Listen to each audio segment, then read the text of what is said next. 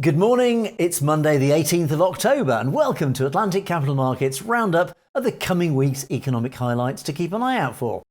As always, we'll give you a quick summary of the macro data points from around the world to expect over the week. We'll then take a look in more detail at some of the bigger stories straight afterwards. So, stay tuned. So, let's take a look at the economic numbers being issued this week. And starting today, we have the all-important China GDP figures, and we'll talk more about this in a moment. We'll also have the China retail sales figures and the US industrial production numbers.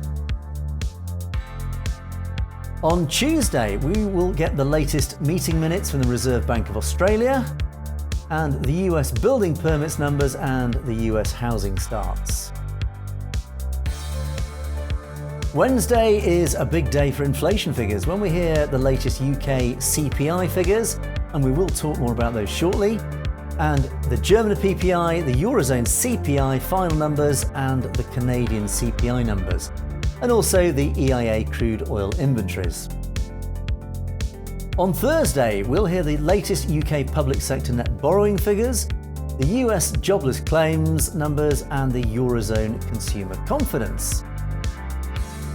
And on Friday, we shall hear the latest UK retail sales figures, which we'll discuss in more detail in a moment, the Eurozone manufacturing and services PMIs, the UK manufacturing and services PMIs, and the US manufacturing and services PMIs. And the companies that we'll hear updates from this week are as follows. On Monday, we'll hear from Schroders. On Tuesday, we'll hear from the house builder BELLWAY, and we'll take a look at them in detail shortly. BHP production report, and over in the US, Netflix, and we'll discuss them in a moment as well. And also in the US, Johnson & Johnson. On Wednesday, again on the mining theme, Antofagasta, their latest production report, and Tesla, who we'll talk more about as well in detail afterwards.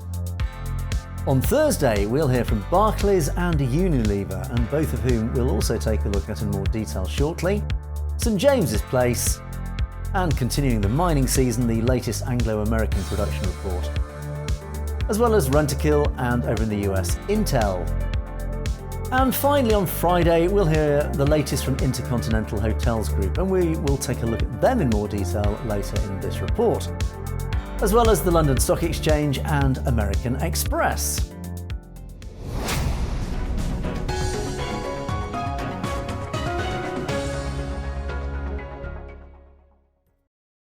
Stocks booked the best weekly gains in months last week as US Treasury yields slipped, energy stocks rallied, and as the US earnings season got off to a strong start with US banks impressing. This week, earnings are likely to be the big catalyst and could decide the fate of the market. Dozens of companies report this week and will provide a clearer picture as to the health of corporate America. Interestingly, expectations are lower heading into this earnings season than they have been in previous seasons, potentially making it more manageable. Elsewhere, the ongoing energy crisis is likely to remain in focus, as well as the UK inflation numbers, as the expectations of a rate hike by the Bank of England has risen considerably in recent weeks. So let's take a look at some of this week's key stories in detail. The release of China's GDP numbers on Monday comes at a time when uncertainty is growing over the growth prospects of the world's second largest economy. The data is set to capture the initial impact of two big shocks. Firstly, the debt crisis at Evergrande, one of China's largest real estate developers, and secondly, the widespread and crippling energy shortages. Premier Li Keqiang said last week that growth had slowed in the third quarter. However, he didn't say by how much. In Q1, the Chinese economy grew 18.3% on an annual basis, and this had slowed to 7.9% in Q2. And is likely to have decelerated further in Q3. Estimates point to annual growth of 5%, which is below China's 6% target. On Tuesday, we'll hear from BELLWAY. A recent trading update pointed to revenues of £3.1 billion, with margins of 17% and net cash of £330 million for the house builder as it continued its recovery. Expectations are for profits before tax of £533 million. For the current year, margins are expected to improve to 18% and pre-tax profits to £579 million. Costs will be in focus, particularly amidst raw material supply chain disruptions and rising inflation. Peer Barratt Development were upbeat in their latest statement, so expectations are that BELLWAY will be on a similar wavelength. Over in the US, we'll also hear on Tuesday from Netflix. As always, subscriber growth will be the key figure to watch. Last quarter, Netflix beat forecasts, adding 1.5 million new subscribers. However, this was significantly slower than the same period the previous year owing to COVID. Whilst 1.5 million was actually above the forecast level, shares dropped because Netflix lowered guidance for Q3 from 5.86 million to 3.5 million. Whilst Netflix has proved that it is still capable of turning out big hits such as Squid Game, investors will be keen to see what impact the reopening and intense competition has had on growth and subscriber numbers. Even so, revenue remains impressive at Netflix at $7.34 billion in Q2 and Q3 guided for $7.48 billion. The share price recently hit an all-time high before easing back. On Wednesday, we'll hear the latest UK CPI inflation figures. Now, UK consumer prices rose to 3.2% year-on-year in August, jumping sharply from 2% in July, as restaurants and other hospitality ramped up. The rise in inflation is likely to continue in September amidst a labour shortage, the ongoing supply chain disruptions, and of course the energy crisis, all lifting prices. The Bank of England expects CPI to rise over 4% by the end of the year. The Bank of England quarterly inflation report will be in focus to see whether there are any upward revisions from the central bank. The CME BOE Watch tool forecasts an interest rate rise possible as soon as December, and particularly following the recent upbeat labour market report released last week. So as a result, do keep an eye on the pound and of course the FTSE. Tesla is due to report Q3 earnings on Wednesday as sales at the EV maker are soaring. Q3 deliveries, which are announced prior to earnings, rose substantially both year on year and sequentially, with over 241,000 in Q3 alone. So far this year, Tesla has delivered 627,000 cars, well over last year's 500,000. 750,000 deliveries are expected this year, but is this now too conservative? Maybe an upward revision could be in the pipeline. Given the strong deliveries, revenue is expected to have jumped.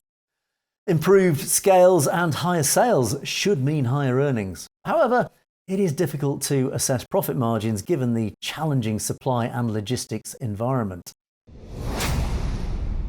On Thursday, we'll hear from Barclays. And recently, Barclays upwardly revised its net interest income, its NII, for the full year in a bullish move. And this is an encouraging sign of things returning to normal. It stemmed from consumers taking longer to pay off their credit card balances than they did during COVID. And looking to US banks for inspiration, the Wall Street giants have been releasing bad loan provisions, which they had put aside last year in case customers defaulted, which helped profits considerably. So expect to see a similar move over here. Finally, Q3 has seen a boom in global deal-making and M&A activity. So, of course, the investment bank division will be under the spotlight. Also on Wednesday, it's the turn of Unilever. Now, Unilever's share price is down by over a fifth across the past 12 months, underperforming the FTSE, which is up by roughly the same amount. Whilst the decline could be attributed to investors moving out of defensive stocks such as Unilever and into cyclicals as the economic recovery took hold, it could, however, also be linked to the slowdown in sales growth in 2020, particularly in emerging markets. Cost inflation and margin pressures will be under the spotlight. The sale of a large part of its tea business is still up in the air amidst a rumoured four-way fight between private equity firms CVC, Carlyle and Advent, and then a joint bid from Cinven and ADIA. The big question is, what will Unilever do with the money once the sale goes through? Hopefully invest in faster growing areas of the business. In the first 6 months of the year, intercontinental hotels reported a steady recovery in both US and Chinese domestic travel. Moreover, airlines have been reporting an improvement in European travel across the summer, giving reason to believe that the recovery could well be taking hold. Whilst a return to business as usual is still some way off, IHG is expected to report a stronger, tighter business now than 18 months ago, thanks to cost savings and effectiveness and higher margins going forward. Recovery in demand, new hotel openings and improved margins mean that these results could be strong. However, expectations are also high, with H2 revenue expected to come in 73.2% higher year-on-year to £873 million. And finally, on Friday, we'll hear the latest UK retail sales figures. After a 9.2% rise in April, consumer spending has dropped significantly, with retail sales falling steadily across most months since, with just an uninspiring rise of 0.2% rise in June. Services have performed well, so it would appear that British satiations were spent on services rather than anywhere else across the summer months, with experiences, camping and restaurants contributing firmly to UK GDP. September could well see a solid rebound in sales numbers, of course, although the dry petrol stations could hurt the headline figures, so do keep an eye on GBP and the FTSE. So to wrap up, let's take a look at the dividends for this week. In the FTSE 100, we'll be hearing from BAE Systems and Smiths Group. In the FTSE 250, we'll hear from Coates Group, Marshalls, PZ Cussons and European Opportunities Trust.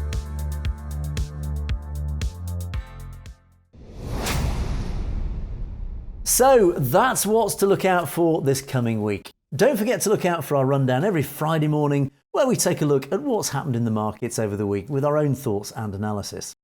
Also, don't forget to check out our app, which you can download from the App Store to your mobile phone, which gives you a whole host of useful functionality, including the latest financial news as well as monitoring your open positions.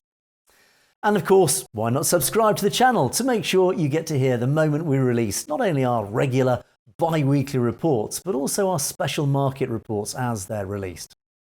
So, until Friday, from all of us here at Atlantic Capital Markets, have yourself a great week.